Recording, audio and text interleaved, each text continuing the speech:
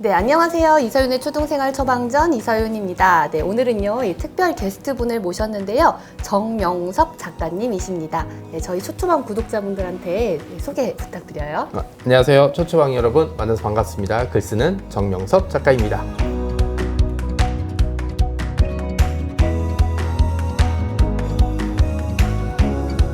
정명섭 작가님은요, 정말 이렇게 다양한 장르, 다양한 연령대의 독자분들을 이렇게 만나고 계시는데요. 네네. 주로 어떤 책을 많이 쓰세요? 제가 원래 이제 역사랑 추리를 좋아하니까 역사와 추리가 결합된 팩션이라고 부르죠. 그 장르도 쓰고, 그다음에 뭐 2014년 이후부터는 이제 청소년 소설, 동화 뭐 이런 책도 많이 이제 쓰고 있어서 특정한 고정된 계층이 아니라 이제 여러 다양한 독자들을 만날 수 있는 게 저한테는 큰 이제 기쁨이자 즐거움이죠. 몇 년간 그러면 글을 써오신 거예요? 글 쓰는 거는 이제 20년 정도 그렇게 됐습니다. 선생님 그 유튜브 영상 보니까 이제 그 독서력이라든지 뭐 그런 얘기 굉장히 많이 나오는데 저도 거기에 대해서 공감하는 게 제가 갑자기 작가가 된 게 아니라 책을 굉장히 어릴 때부터 많이 읽었거든요. 그래서 그게 이제 제가 작가가 됐던 원동력이었던 것 같습니다.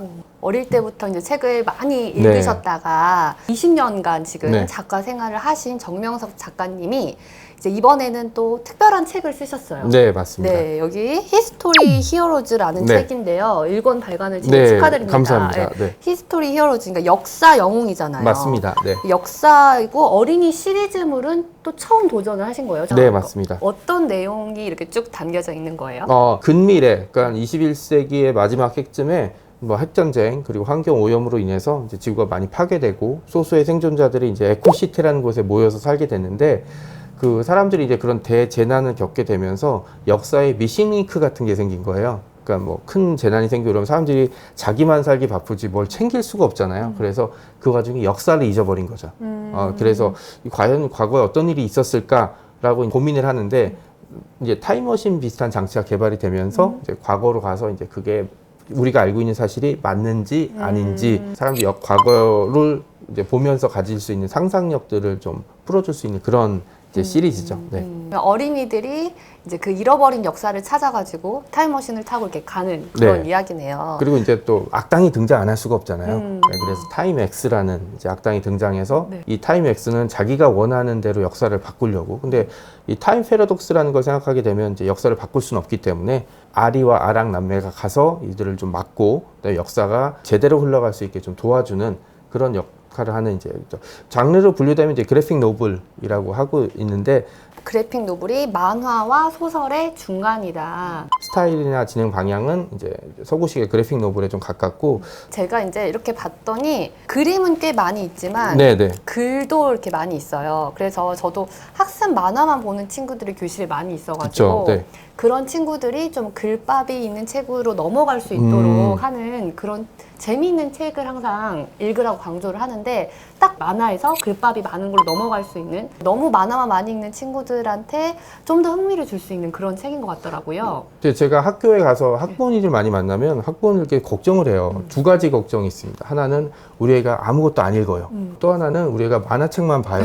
라는 경험이 있는데 말씀하신 대로 이제 글밥이 어느 정도 있어서 그 책으로 넘어갈 수 있는 중간 단계의 역할을 충분히 할 수 있고 그 다음에 히스토리 히어로즈를 보고 이제 주제에 흥미를 느끼면 이제 다른 책을 찾아볼 수 있잖아요. 그리고 저희 책이 장점이 있어요. 뭐냐면 저 지도를 넣어줍니다. 사실 상상력이라든지 어떤 역사성을 볼 때 저는 제일 중요한 게 지도라고 생각을 하고 있거든요.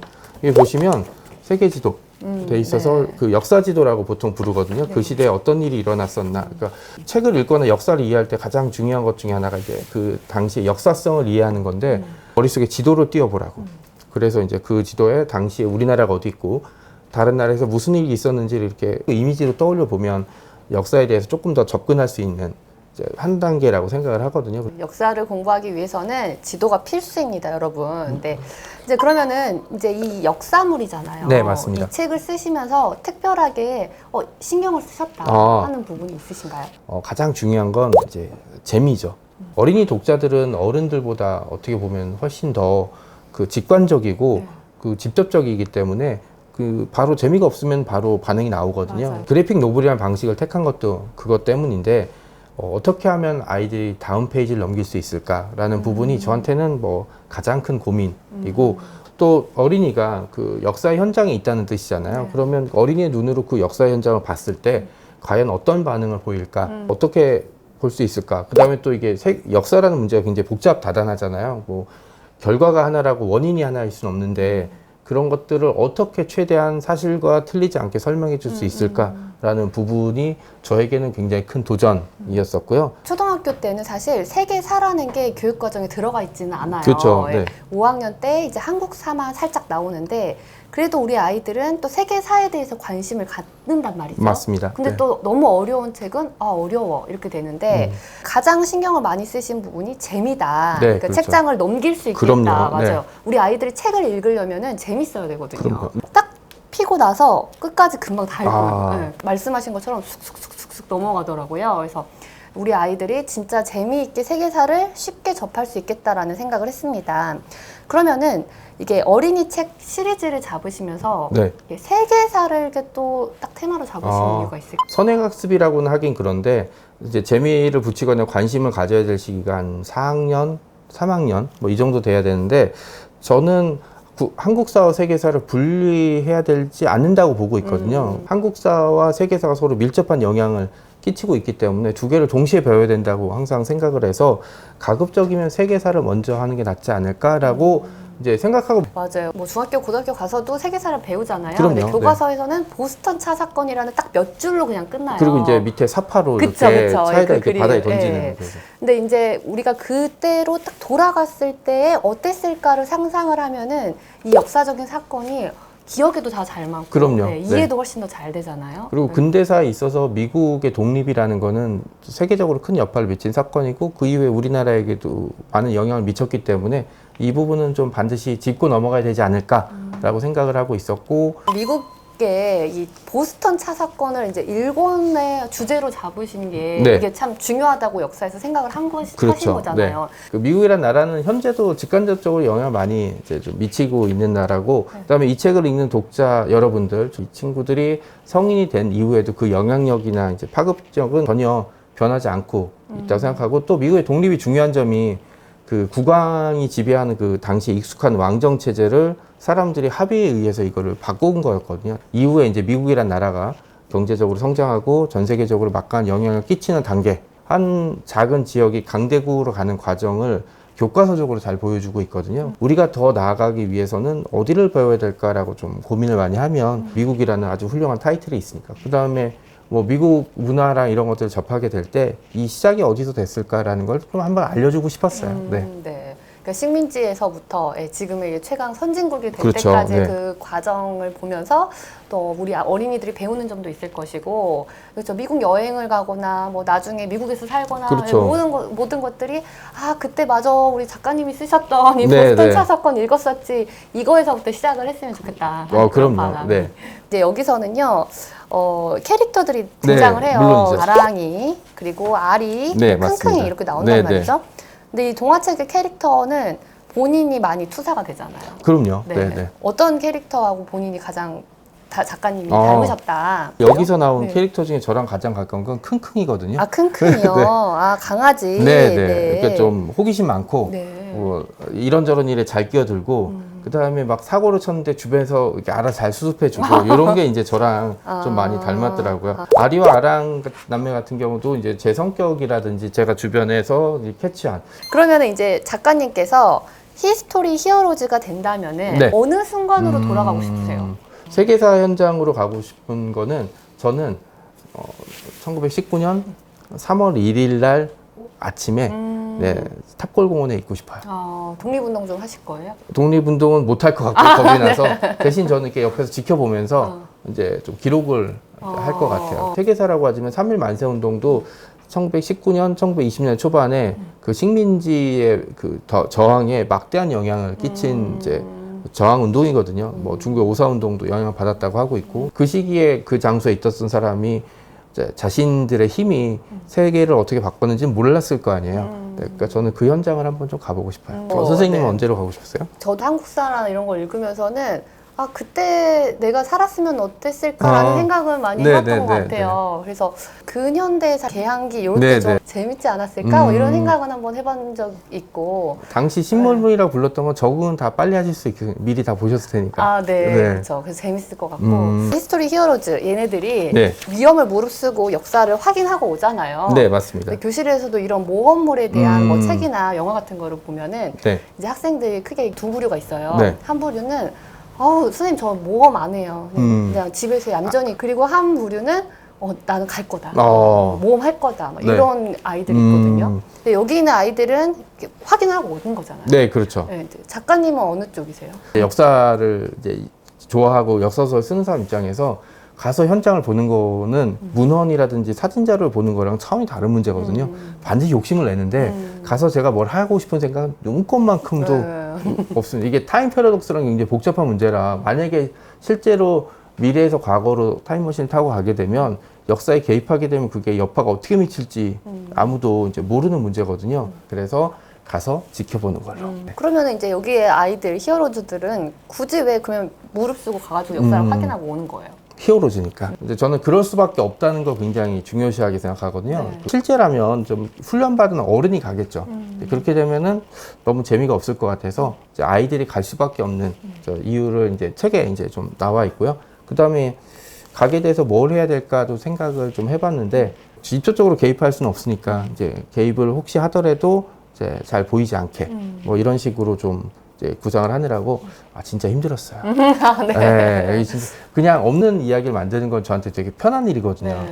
보스턴 차 사건에 이제 어떤 역사적인 흐름에 누군가 개입을 했지만 그게 또 보이지 않아야 된다. 그 과정에 또 악당이랑도 싸워야 되고 킁킁 계속 말썽을 부리고 있고 그래야지 좀 이제 이야기가 재밌어지니까 그런 문제에 대해서 좀 관심을 가지고 썼습니다.